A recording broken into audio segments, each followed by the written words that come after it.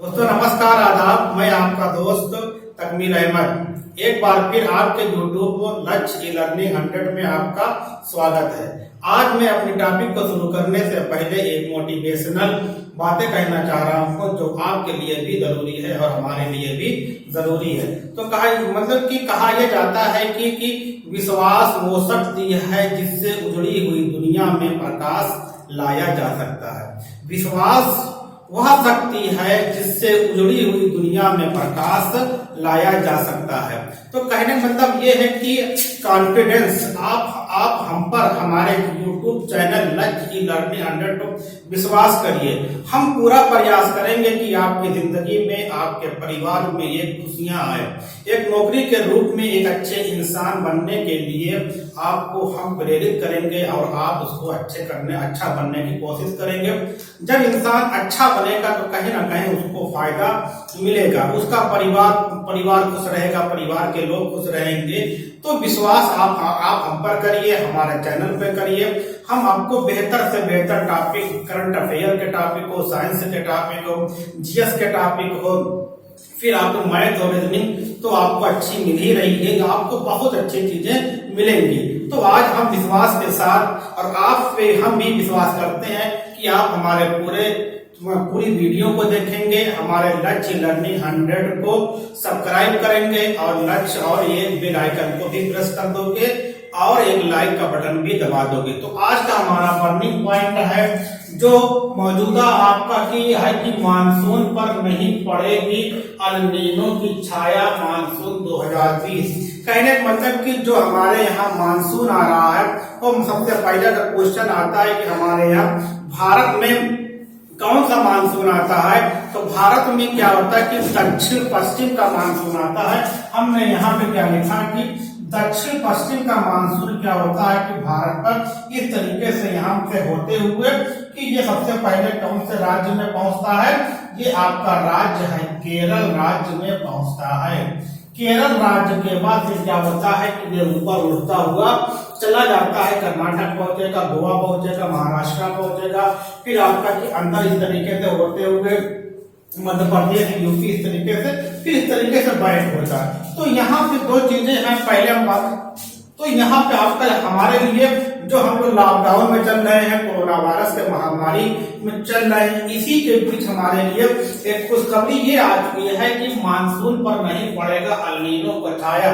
जब El Nino जब El Nino की छाया हमारे खिलाफ नहीं पड़ेगी तो हमारा मानसून भी ठीक रहेगा। ऐसा कहा गया है कि भारतीय मौसम विभाग ने ये कहा है इस बार जो मानसूनी वर्षा होनी है जून से वो पहली ही तारीख से केरला में पहुंच जाएगी और 100 से लेकर 104 सेंटीग्रेड की सेल्सियस वर्षा होगी। तो यहाँ पर जब इतनी अच्छी वर्षा होगी तो हमारी क्या होगी, तो हमारी खरीफ की फसलें भी अच्छी होगी और रबी की फसलें भी अच्छी होगी। अगर ये दोनों फसलें 2020 की खरीफ की फसलें और रबी की फसलें अच्छी हो गई तो हमारा जो लॉकडाउन लगा हुआ है जो जिससे हमारी अर्थव्यवस्था थोड़ा नीचे आ रही है, इसको ऊपर ले जाने में कहीं ना कहीं हमको प्रकृति से सहयोग मिलेगा।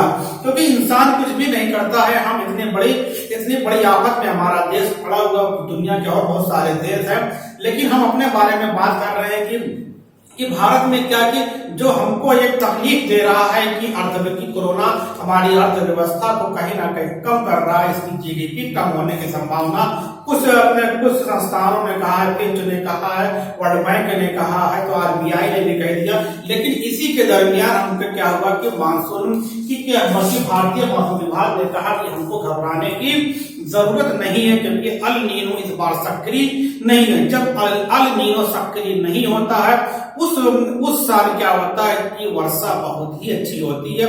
जब वर्षा अच्छी होती है तो हमारे यहाँ खरीफ की फसलें हों या रबी की फसलें हों बहुत ही बेहतर होती हैं। अगर हमारी 2020 की खरीफ की फसलें और रबी की फसलें अच्छे तरीके से हो गई तो कोरोना वायरस से जो हमारी अर्थव्यवस्था हल्की डाउन में जा रही है, ये ऊपर उठने में हमारी प्रकृति सहयोग करने जा रही है। ये हमारे लिए खुशखबरी है। तो हम बात कर रहे हैं, थोड़ा इधर हम बात कर लें कि भारतीय मौसम विभाग, अगर क्वेश्चन आता है कि भारतीय मौसम विभाग का मुख्यालय कहाँ पर है तो नई दिल्ली है। ये क्या करता है, भारतीय मौसम विभाग के वैज्ञानिक लोग ये करते हैं, ये पूर्वानुमान लगाते हैं कि किस तरीके से इस बार मानसून अच्छा रहेगा, वर्षा अच्छी होगी कि नहीं होगी।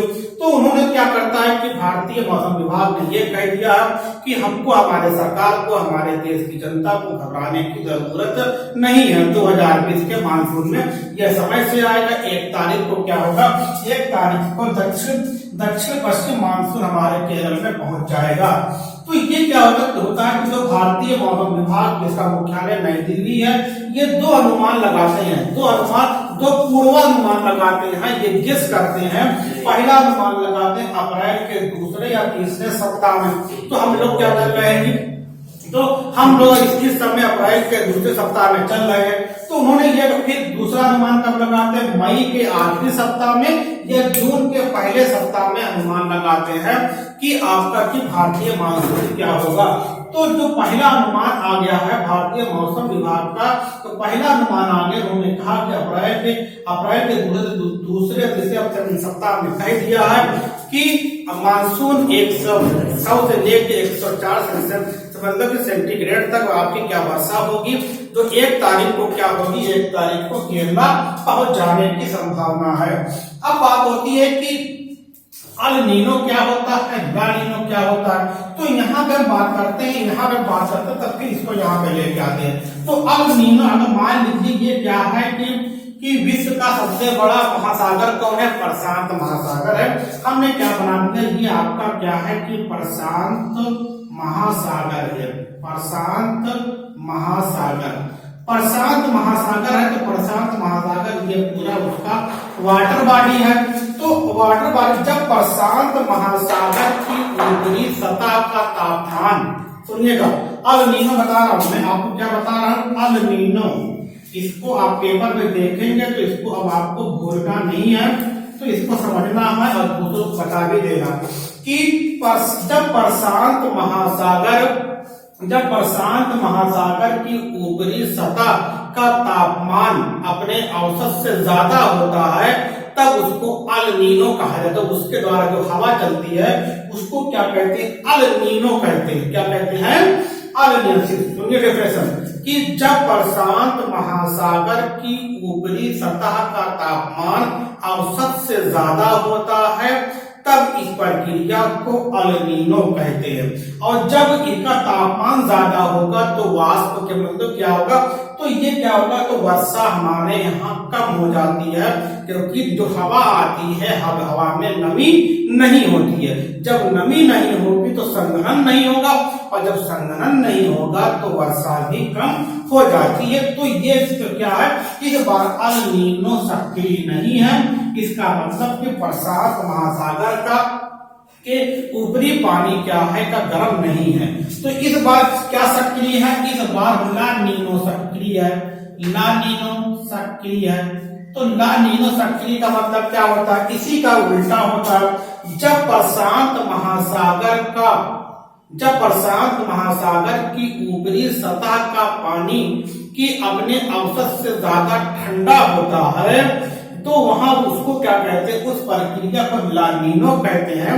जब ठंडा होगा तो क्या होगा, ये तो यहाँ से जो हवाएं चलेगी वो अपने साथ क्या होगी, अपने साथ नमी को लेके आएंगी। तो नमी को लेके आएंगी तो क्या होगा, तो वो जहां पे पहुंचेंगी वहां पे वर्षा करेंगी, उसको कहते हैं ला नीनो कहते हैं।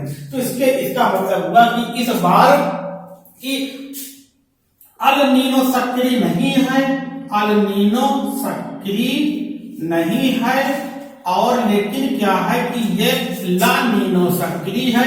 अब यहाँ पे क्योंकि हम जानते हैं हमारे ये आपका ये हमारा दक्षिण हो गया, ये हमारा पश्चिम हो गया।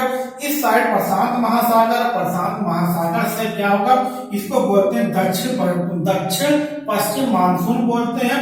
यहाँ आएगा सबसे पहले कहाँ पे पहुंचेगा, केरला पहुंचेगा, और यहाँ पे क्या होगा, अपनी 1 तारीख 1 जून को पहुंचने का पूर्वानुमान भारतीय मौसम विभाग ने बता दिया है। तो इससे क्या है, इससे हमारा क्या कि हमारे देश में रबी की फसल हो या खरीफ की फसल हो, खरीफ फसल हो या रबी की फसल हो, दोनों फसलें अच्छी होने की संभावना बन गई है।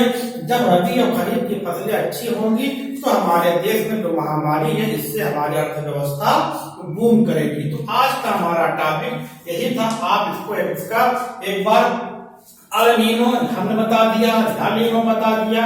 अल नीनो सक्रिय नहीं है तो और ये सक्रिय है तो वर्षा दक्षिण भारत में कैसे वर्षा होती है? दक्षिण पश्चिम मानसून से वर्षा होती है। तो ये सबसे पहले किस राज्य में आता है? केरल में आता है। 1 जून को पहुंचने की संभावना है।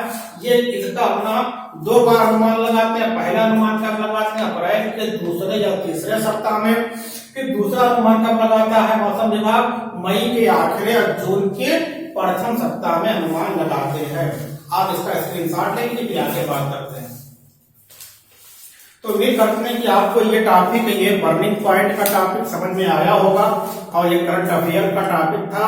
अगर आपको ये वीडियो अच्छी लगी हो तो हमारी एक लाइक कर दीजिए और बेल आइकन को भी प्रेस कर दीजिए। Okay, thanks.